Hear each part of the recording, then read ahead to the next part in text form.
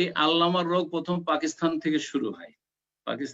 পাকিস্তানে আজকে থেকে 30-35 বছর আগেও দেখেছি তারা মৌলানা বলতো না, মৌলবি হইলে আল্লামা।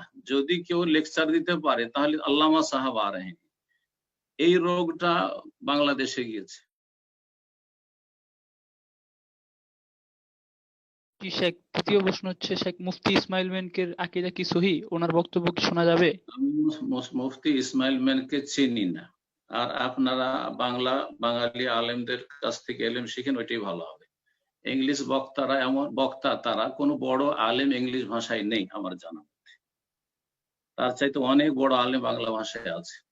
আপনাদেরকে একটা ভালো কথাই বলছি, ইংরেজি ভাষায় যেহেতু ইন্টারন্যাশনাল ভাষা, সেই জন্য হয়তো তারা একটু ফেমাস হয়েছে, কিন্তু ইংলিশ ভাষাতে এমন কোন দক্ষ আলেম আমার জানা নেই। বাকি কথা হলো বাংলা ভাষাতে ওর চাইতে ভালো দক্ষ অনেক আলেম আছে, তাদের কাছ থেকে এলেম শিখুন। কথা বোঝা গেছে?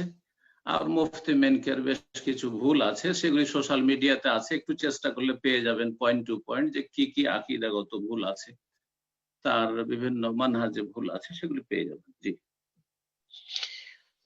প্রশ্ন করবেন মোহাম্মদ হোসাইন মাস্টার, আপনি প্রশ্ন। দুইটা শব্দের অর্থ আর কি, আল্লাম এবং আল্লামা, এই দুইটা শব্দে দেখা যায় আমাদের দেশে অনেক আলেম ব্যবহার করে, এবং যারা কিসের অর্থ আল্লামা আর আল্লাম, অনেক সময় দেখা যায় আমাদের বিভিন্ন বক্তাদের নামের সাথে এগুলা টাইটেল লাগানো হয়, এবং যাদের নামের সাথে এগুলা লাগানো হয় তারা ডজন ডজন বা হাজার হাজার বেদাতের সাথে জড়িত, মাজার পূজা ইত্যাদি ইত্যাদি। এখন এদের নামে আল্লাম, হযরতুল আল্লাম বা আল্লামা, এগুলা ব্যবহার কতটুকু যুক্তিযুক্ত জানাবেন ইনশাআল্লাহ। আল্লাম মোবালাগার সেগা, আর আল্লামা তা দিয়ে, ওটাও মোবালাগার সেগা। মোবালাগা মানে তাতে অর্থের অত্যন্ত ব্যাপকতা রয়েছে। মহাজ্ঞানী, ইলম থেকে আল্লামা বা আল্লামুল গুয়ুব, মহাজ্ঞানী। তো মহাজ্ঞানী কি এসব যেসব আলেমগুলো দেশে বাঙালি প্রচলিত আলেম, তারা কি আসলে মহাজ্ঞানী? আমি তো জানি না যে একটিও কেউ মহাজ্ঞানী নয়, একজনও তাদের মহাজ্ঞানী নয়। কিন্তু তারা হয় সোশ্যাল মিডিয়াতে ফেমাস হয়ে গেছে, বা তাদের ভক্তের সংখ্যা বেশি আছে। হ্যাঁ, তারা তাদের সমাজে, তাদের মহলে, যে মহল থেকে উঠে এসছে, যে ঘরানা থেকে উঠে এসছে, সেই ঘরানাতে খুব বুজুর্গ, সেজন্য আল্লামা আসলে। আর এই আল্লামার রোগ প্রথম পাকিস্তান থেকে শুরু হয়। পাকিস্তানে আজকে থেকে 30-35 বছর আগেও দেখেছি তারা মৌলানা বলতো না, মৌলবি হইলে আল্লামা। যদি কেউ লেকচার দিতে পারে তাহলে আল্লামা সাহাব আর এই রোগটা বাংলাদেশে গিয়েছে। হ্যাঁ, বাংলাদেশ ভারতে পরে গিয়েছে। তো এই হচ্ছে রোগ। আর এই রোগটা বিদাতীদের মধ্যে আরো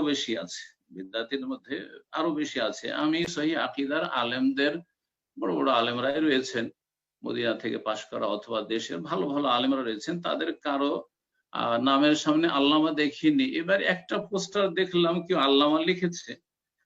যেসব আলেমদের সম্পর্কে আমাদের লিখেছে, আমাদের যারা সহি আকীদার আলেম, তারা নিজেরাও ইনশাআল্লাহ পছন্দ করবেন না, কখনো পছন্দ করবেন না, এবং এটা আমি কখনো পছন্দ করি না। আর সেসব আলেমগুলি যাদের সম্পর্কে আল্লামা লেখা হচ্ছে, তাদেরকে আল্লাহ যদি জিজ্ঞাসা করেন হাসরের মাঠে যে তোমরা কি আসলে মহাজ্ঞানী ছিলে, তো এরা ফেঁসে যাবে। এরা সন্তুষ্টি প্রকাশ করে থাকে আল্লামার ওপর, যে আমাদেরকে আল্লামা লিখছে, তো আমাদেরকে খুব মজাই লাগছে শুনতে যে আমরা মহাজ্ঞানী হয়ে গেছি জনগণের কাছে, দেশবাসীর কাছে।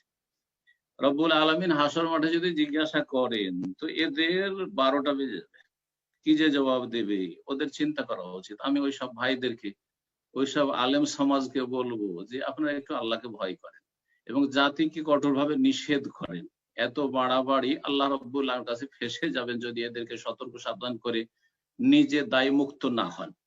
যদি মুক্ত না হন, আল্লাহ জিজ্ঞেস করে তোমরা সন্তুষ্টি প্রকাশ করেছিলে, তুমি কি এত বড় আল্লামা ছিলে যে তুমি একটা আল্লামা লিখা হয়তো, মহাজ্ঞানী লিখা হইতো। কথাটি মনে রাখবেন। তবে আর একটি কথা এখানে বলে দিব যে বাড়াবাড়িটা আবার ঠিক না। আজকাল আপনার এই হোয়াটসঅ্যাপ গ্রুপে, তারপরে এই আপনার এই সোশ্যাল মিডিয়াতে বেশ কিছু এমন লোকেরা প্রশ্ন উত্তর করে যারা কোনো আলেমও নয়। আলেম নয়। একটা ভয়েস আমার কাছে কিছুদিন আগে আসলো, তাতে দেখলাম যে একজন উত্তর দিছে, বলছে আল্লামা বলা, মানুষকে আল্লামা বলা শিরক। সেটাও বাড়াবাড়ি। মানুষকে আল্লামা বলা যেতে পারে, শিরক হবে না। কিন্তু এইসব আলেমগুলো আল্লামা কেউ নয়। যতগুলিকে আল্লামা বলা হচ্ছে কেউ আল্লামা না। যদি শেখ সালেহুল ফৌজানকে কেউ আল্লামা বলে চলবে, শেখ ইবনে উসাইমিনকে কেউ আল্লামা বলে তো চলবে, জি। ইবনুল কাইয়িম আল্লামা, ঠিক আছে। আলবানীকে যদি কেউ আল্লামা বলে তো ঠিক আছে। কিন্তু ভারত বাংলাদেশে এসব মৌলভী সাহেব, এসব মৌলানা সাহেব, এসব শাইখেরা, এসব হুজুররা যেসব কিছু লেকচার দিতে পারে, আর কিছু সামান্য এলেম কালাম আছে, আর বেদাত ডুবে আছে, আর সব আল্লামা, এগুলি আল্লামা জনগণের কাছে, জাহেলদের কাছে আল্লামা, বা ভক্তদের কাছে আল্লামা। আল্লাহ রাব্বুল আলামিনের কাছে মোটে আল্লামা নাই। আল্লাহকে ভয় করা উচিত এইসব আলেম সমাজকে।